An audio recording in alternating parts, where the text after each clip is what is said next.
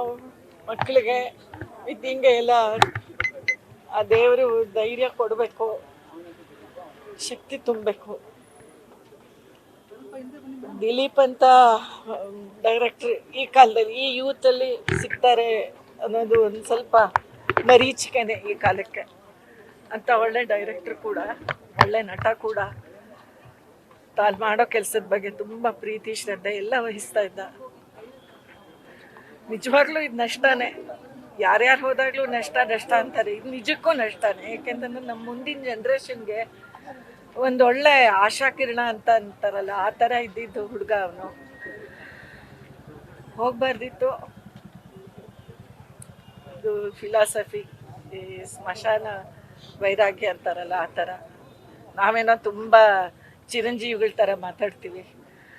ನಾವು ಹೋಗೋದೆ ಅದ್ರ ಪಾಪ ಅವನು ಇಷ್ಟು ಚಿಕ್ಕ ವಯಸ್ಸಲ್ಲಿ ಹೋಗ್ಬಾರ್ದಿತ್ತು, ಇನ್ನೂ ತುಂಬ ಬೆಳಿಬೇಕಿತ್ತು ಅವನು. ವಿದ್ಯಾ ಮತ್ತು ಅವಳ ಮಕ್ಕಳಿಗೆ ತುಂಬ ಧೈರ್ಯ ಕೊಡಲಿದೆ ಅಂತ ಕೇಳ್ತೀನಿ.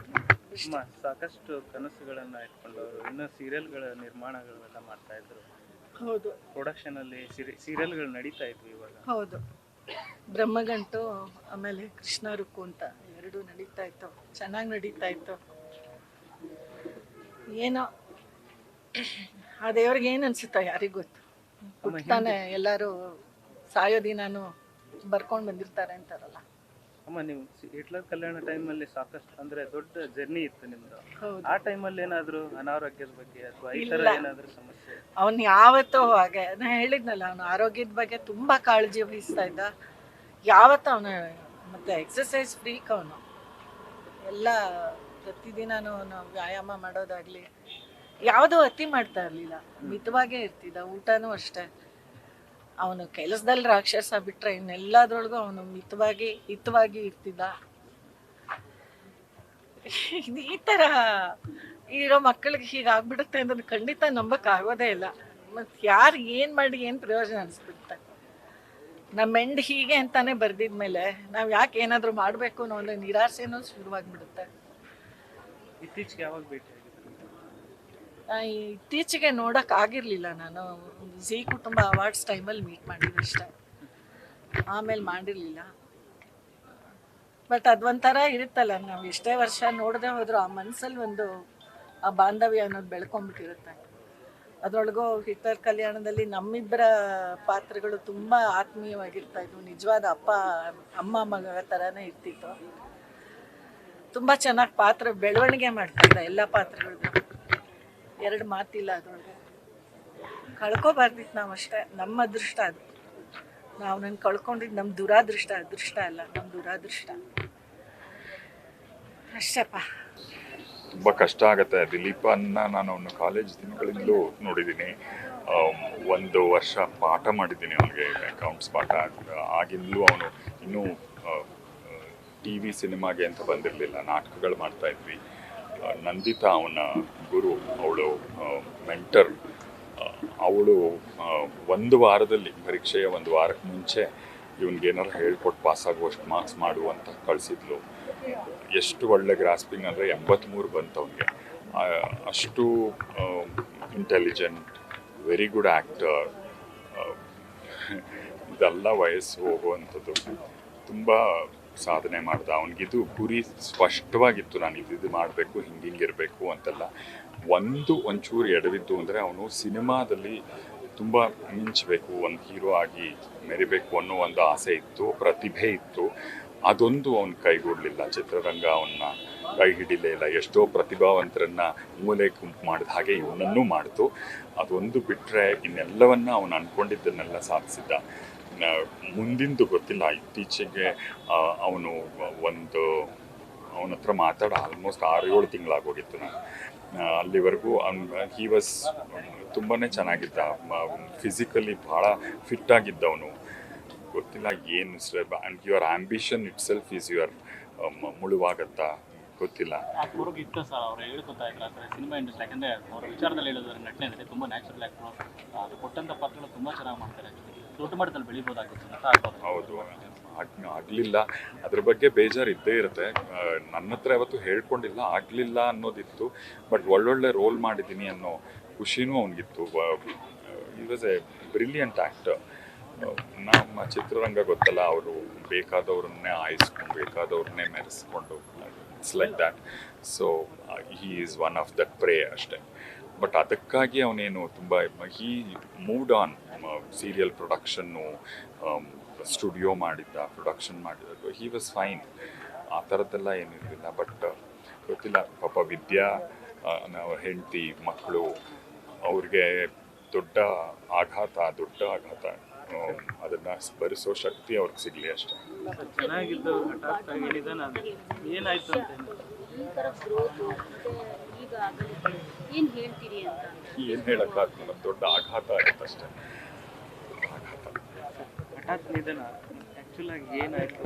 ಇತ್ತೀಚೆಗೆ ಸಿಕ್ಕಾಪಟ್ಟೆ ಜಾಸ್ತಿ ಆಗ್ತದೆ ಸರ್, ಅದರಲ್ಲೂ ಕೂಡ ಏಜಲ್ಲಿ ಈ ಥರದ್ದು ಹೌದು, ಪ್ರೆಷರ್ಸ್ ಇದು ಎಲ್ಲರಲ್ಲೂ. ಇವನು ನಿರ್ಮಾಪಕನಾಗಿ ಪ್ರೆಷರ್ಸ್ ಇರ್ಬೋದು, ಎಲ್ಲರಿಗೂ ಪ್ರೆಷರ್ಗಳು ವಿಪರೀತ ಆಗಿದೆ. ಆ ಸ್ಟ್ರೆಸ್ ಲೈಫ್ ನಾವು ಆಯ್ಕೆ ಮಾಡ್ಕೊಂಡಿದ್ದೀವಿ, ಸೊ ಅನುಭವಿಸ್ತೀವಿ ಅಷ್ಟೇ.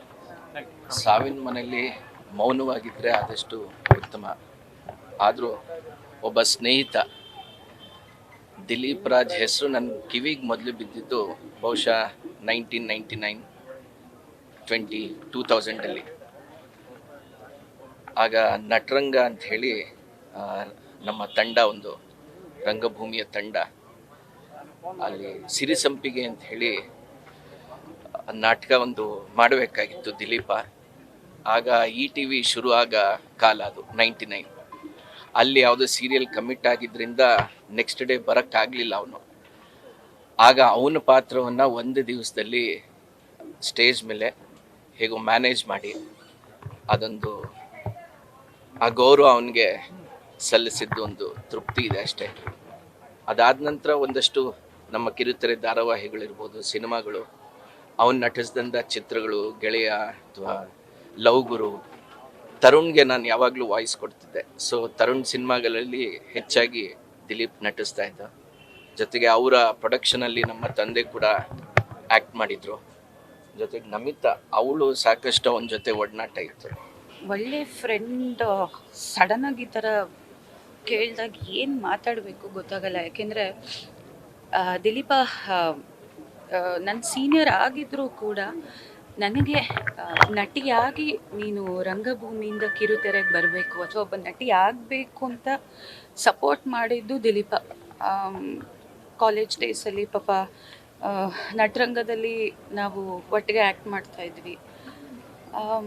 ಅವನು ರಿಹರ್ಸಲ್ಸ್ ಆದಮೇಲೆ ಸೇಫಾಗಿ ಕರ್ಕೊಂಡು ಬಂದು ನಮ್ಮ ಅಮ್ಮಂಗೆ, ಆಂಟಿ ನಮಿತಾನ ಸೇಫಾಗಿ ಮನೆಗೆ ಬಿಟ್ಟಿದ್ದೀನಿ, ರಿಹರ್ಸಲ್ ಆಯಿತು, ಚೆನ್ನಾಗಾಯಿತು, ಬಟ್ ಯಾವುದೇ ಕಾರಣಕ್ಕೂ ನಟನೆ ಅವಳಿಗೆ ಅದಾಗದೇ ಬಂದಿದೆ, ಬಿಡೋದಕ್ಕೆ ಹೋಗಬೇಡಿ ಅಂತ ಅಮ್ಮಂಗೆ ಹೇಳಿದವನು ದಿಲೀಪ. ಯಾಕೆಂದರೆ ನನಗೆ ಹೊಸದು, ನಮ್ಮ ಮನೆಗೆ, ನಮ್ಮ ಇಂಡಸ್ಟ್ರಿ ಹೊಸದಿತ್ತು. ಬಟ್ ದಿಲೀಪಂಗೆ ನನಗೆ ಎಷ್ಟು ಏನಂತ ಹೇಳಿ ಗೊತ್ತಾಗ್ತಾ ಇಲ್ಲ. ಇವತ್ತು ಇಂಥ ಒಂದು ಬೆಳಗ್ಗೆ ಎದ್ದ ತಕ್ಷಣ ರಾಯರ್ ಫೋಟೋ ನೋಡಿ ನನಗೆ ಅಭ್ಯಾಸ, ಅದಾಗ್ತಿದ್ದಂಗೆ ಮೆಸೇಜ್ ನೋಡಿದ್ರೆ ಈಸ್ ನೋ ಮೋರ್. ಏನು ರಿಯಾಕ್ಟ್ ಮಾಡಬೇಕು, ಏನು ಅರ್ಥವೇ ಆಗ್ತಾ ಇಲ್ಲ. ಸಂಹವ್ ಇಷ್ಟು ಚಿಕ್ಕ ವಯಸ್ಸಿಗೆ ಈ ಒಂದು ಸುದ್ದಿ ಕೇಳೋವಂಥದ್ದು, ಫಸ್ಟ್ ಆಫ್ ಆಲ್ ನಮಗೆ ಶಾಕ್ ಆಗಿದ್ದು ಪುನೀತ್ ಸರ್ ಹೋಗಿದ್ದು. ಈಗ ನೋಡಿದ್ರೆ ದಿಲೀಪ, I don't know words. Sorry. ದೇವರವರ ಆತ್ಮಕ್ಕೆ ಶಾಂತಿ ಕೊಡಲಿ. ಹೆಚ್ಚಾಗಿ ಅವರ ವೈಫ್ ವಿದ್ಯಾ ಮತ್ತು ಅವ್ರ ಕುಟುಂಬಕ್ಕೆ ದೇವರು ಧೈರ್ಯ ಕೊಡಲಿ ಅಂತ ಆಶಿಸ್ತೀವಿ. ವಿದ್ಯಾ ಹಾಗೂ ದಿಲೀಪ ಎಷ್ಟು ಕಷ್ಟಪಟ್ಟು ಮನೆಯಲ್ಲಿ ಹೊಡೆದಾಡಿ ಅವರಿಬ್ಬರು ಕಷ್ಟಪಟ್ಟು ಇಬ್ಬರು ಪ್ರೀತಿಸಿ ಮದುವೆ ಆಯಿದ್ರು. ಅಲ್ಲಿಂದ ನಾನು ಅವರಿಬ್ಬರಿಗೆ ನೋಡ್ತಾ ಇರೋದು.